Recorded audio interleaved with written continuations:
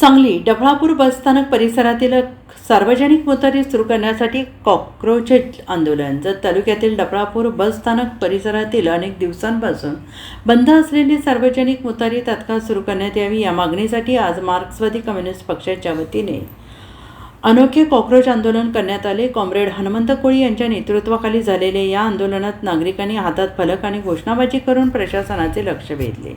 आंदोलनानंतर डफळापूर ग्रामपंचायतीचे लोकनियुक्त सरपंच सुभाष गायकवाड यांनी आंदोलकांची भेट घेऊन 2 दिवसांच्या आज सार्वजनिक मोटारी सुरू करण्यात येईल असे लेखी आश्वासन दिले. यावेळी आंदोलकांनी बसस्थानक परिसरात प्रवासी, महिला, ज्येष्ठ नागरिक, विद्यार्थी आणि सर्वसामान्य नागरिकांना मूलभूत स्वच्छता सुविधेचा अभाव असल्याने मोठी गैरसोय होत असल्याचं निदर्शनास आणून दिलं. नागरिकांच्या आरोग्याच्या दृष्टीने सार्वजनिक मोटारी तातडीनं सुरू करणे आवश्यक असल्याची भूमिका आंदोलनकर्त्यांनी मांडली आहे.